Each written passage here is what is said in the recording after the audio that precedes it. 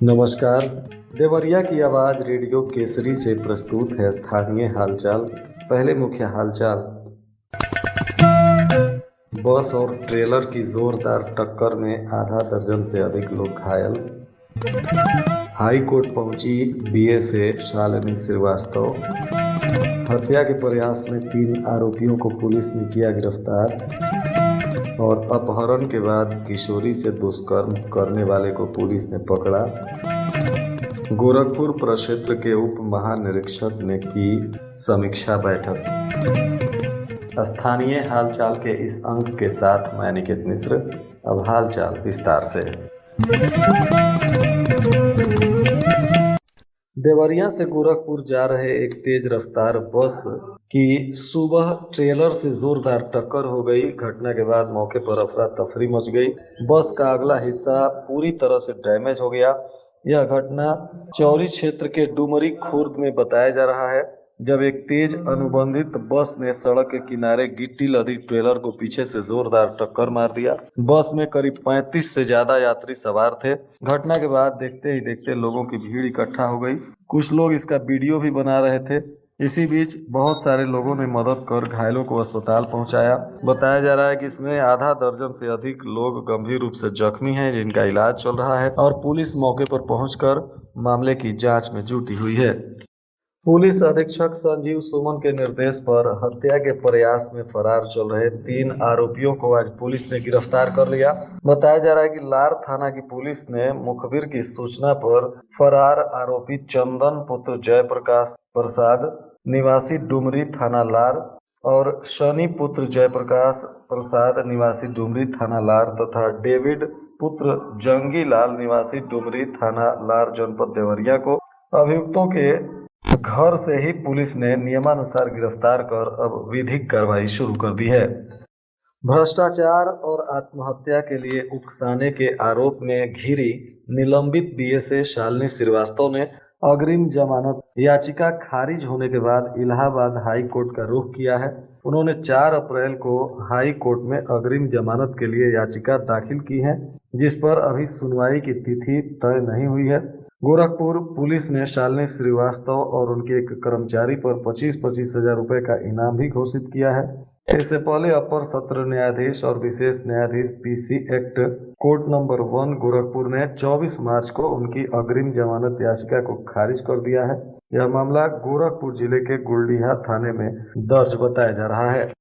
इधर कोतवाली क्षेत्र में किराए के मकान में रह रही एक किशोरी को बहला फुसला कर ले जाने और उसके साथ दुष्कर्म करने के मामले में पुलिस ने केस दर्ज कर आरोपी युवक को गिरफ्तार कर लिया है, जिसे आज न्यायालय में पेश किया गया, जहां से आरोपी को जेल भेज दिया गया। मामला खामपार थाना क्षेत्र की रहने वाली किशोरी का बताया जा रहा है, जो वर्तमान में कोतवाली क्षेत्र के एक वार्ड में किराए के मकान पर रह रही थी। आरोप है कि जमुआ वार्ड नंबर 2 निवासी सिराज पुत्र मुनीर 28 मार्च को उसे बहला फुसला कर अपने साथ ले गया। काफी खोजबीन के बाद जब किशोरी का पता नहीं चला तो उसके पिता ने आरोपी के खिलाफ अपहरण का मुकदमा दर्ज कराया। जिसके बाद पुलिस किशोरी की तलाश में जुट गई।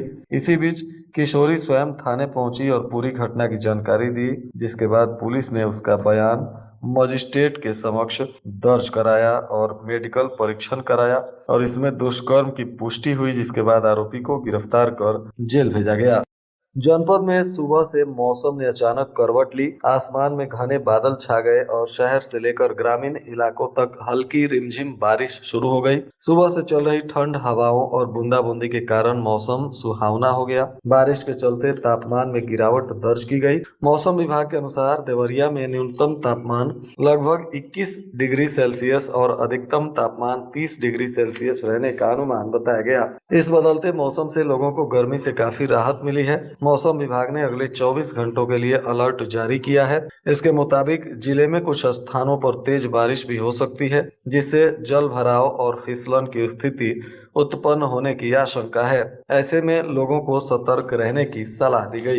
पुलिस उप महानिरीक्षक गोरखपुर परिक्षेत्र एच चन्नप्पा ने पुलिस लाइन सभागार में अपराध निरोधात्मक कार्रवाई, मिशन शक्ति फेज 5 तथा कर्मयोगी कार्यक्रम की समीक्षा की। उन्होंने जनपद में अपराध नियंत्रण की वर्तमान स्थिति, लंबित विवेचनाओं, वांछित अभियुक्तों की गिरफ्तारी तथा निरोधात्मक कार्रवाइयों के प्रगति की गहन समीक्षा की। पुलिस उप महानिरीक्षक ने कानून व्यवस्था को सुदृढ़ बनाए रखने को सतत निगरानी एवं प्रभावी पुलिसिंग सुनिश्चित करने का निर्देश दिया। साथ ही मिशन शक्ति फेज 5 द्वितीय चरण के अंतर्गत महिलाओं की सुरक्षा, सम्मान एवं स्वावलंबन को लेकर चलाए जा रहे अभियानों की समीक्षा में कहा कि महिलाओं से संबंधित अपराधों में त्वरित एवं संवेदनशील कार्रवाई सुनिश्चित करें। मौसम के वजह से गेहूं की कटाई पर भी ब्रेक लग गया। खेतों में बड़ी कंबाइन मशीनें थम गईं और पकी हुई फसल कटने से वंचित रह गई। क्षेत्र में अभी तक लगभग 50% ही गेहूं की कटाई हो पाई है। ऐसे में बारिश और तेज हवा ने किसानों के अरमानों पर पानी फेर दिया। बुधवार की सुबह हल्की बारिश और आंधी ने हालात और खराब कर दिए, जिससे किसानों को भारी नुकसान की आशंका हो गई है। शहर के कठिनाइयां मोड़ से सदर विकासखंड के मध्य तक चौड़ीकरण कार्य को लेकर सड़क के समीप पूर्व से मकान निर्माण कराकर रहने वाले लोगों ने मुआवजा नहीं मिलने पर रोष जताया। बताया जा रहा है कि लोक निर्माण विभाग के अधिशासी अभियंता को पत्रक सौंपकर नियमानुसार मुआवजा देने की भी मांग की गई।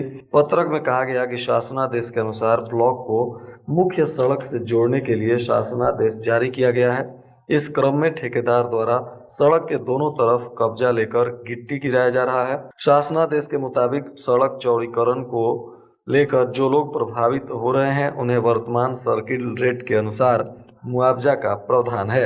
शहर की रामलीला मैदान विद्युत उपकेंद्र से जुड़े टाउन फीडर की आपूर्ति काफी समय तक ठप हो गई।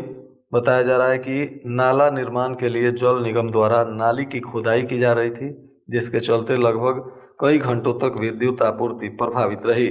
तहसील अधिवक्ता संघ के पूर्व अध्यक्ष ब्रजेंद्र सिंह की हत्या के मामले में आरोपियों की गिरफ्तारी नहीं होने से नाराज अधिवक्ताओं ने क्षेत्राधिकारी और तहसीलदार कार्यालय के समक्ष प्रदर्शन किया। साथ ही शाम को केंद्रीय ग्रामीण विकास राज्य मंत्री कमलेश पासवान से मिलकर उन्होंने मांग से संबंधित पत्रक भी सौंपा, जिसमें आरोपियों के घर पर बुलडोजर चलाने की मांग की गई। बताया जा रहा है कि अधिवक्ता संघ के भवन में इकट्ठा हुए और अध्यक्ष चंद्रगुप्त यादव के नेतृत्व में तहसील प्रशासन तथा पुलिस के खिलाफ नारेबाजी कर सभी अधिवक्ता सीओ कार्यालय पहुंचे, जहां क्षेत्राधिकारी राजेश चतुर्वेदी से मिलकर अपना विरोध दर्ज कराया और तत्काल गिरफ्तारी न होने पर उग्र आंदोलन की चेतावनी दी। गौरी बाजार में बुधवार की सुबह डाक बंगला के समीप गोरखपुर देवरिया मार्ग के कट से क्रॉस करते समय ट्रैक्टर ट्रॉली से तेज रफ्तार कार टकरा गई। कार का अगला हिस्सा पूरी तरह से क्षतिग्रस्त हो गया। वहीं ट्रॉली पर लदा गेहूं सड़क पर बिखर गया। संजोग रहा कि कोई हताहत नहीं हुआ। बताया जा रहा है कि टक्कर इतनी तेज थी कि कार का अगला हिस्सा बुरी तरह से क्षतिग्रस्त हो गया और ट्रॉली के क्षतिग्रस्त होने से सारा गेहूं सड़क पर बिखर गया। चालक ट्रैक्टर ट्रॉली लेकर भाग निकला। इस कट पर अभी तक कुछ दिनों पहले सवारियों से भरी बस क्रेन से टकराकर पलट गई थी। यहाँ आए दिन हादसे हो रहे हैं और प्रशासन की नजर इन हादसों को लेकर सतर्कता बरतने को नहीं दिखाई दे रही है। और आज के मौसम का तापमान देवरिया में न्यूनतम 22 डिग्री सेल्सियस और अधिकतम 30 डिग्री सेल्सियस रहने की संभावना है। अंत में मुख्य हालचाल एक बार फिर। बस और ट्रेलर की जोरदार टक्कर में आधा दर्जन से अधिक लोग घायल। हाई कोर्ट पहुंची बीए से शालिनी श्रीवास्तव। हत्या के प्रयास में 3 आरोपियों को पुलिस ने किया गिरफ्तार। और अपहरण के बाद किशोरी से दुष्कर्म करने वाले को पुलिस ने पकड़ा। गोरखपुर प्रक्षेत्र के उप महानिरीक्षक ने की समीक्षा बैठक। इसके साथ ही रेडियो केसरी से प्रसारित स्थानीय हालचाल का यह अंक समाप्त हुआ। नमस्कार।